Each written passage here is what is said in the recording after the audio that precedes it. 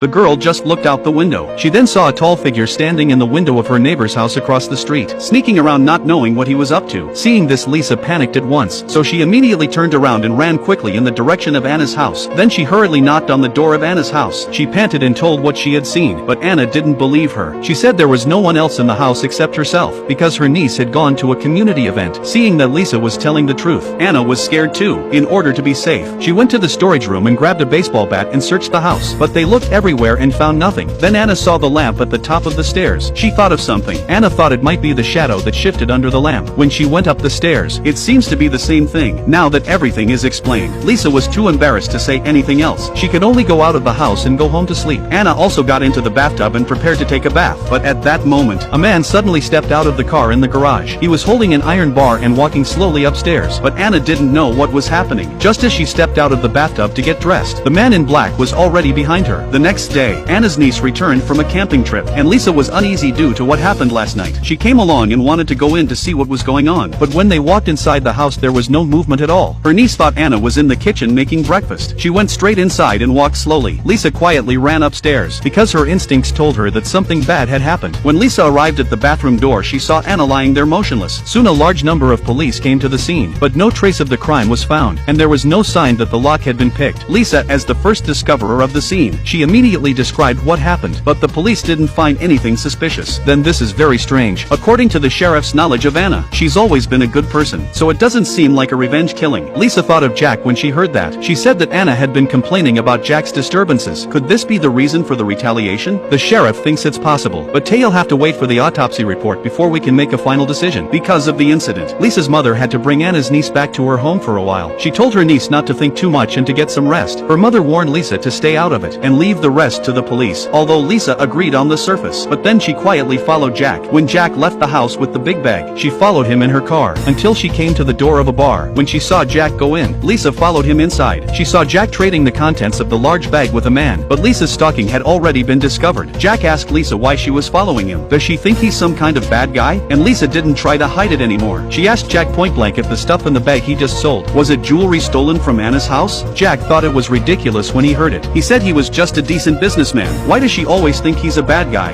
It's just that business has been slow lately. That's why he came here to sell some tools he doesn't use often. Although she didn't know if what Jack said was true or not, Lisa was too embarrassed to ask any further questions. Soon came the next morning. The autopsy report came back from the police. They said Anna was killed by a blunt object to the brain. But from the scene, doors and windows were intact. That's why the police suspected her niece first, because Anna had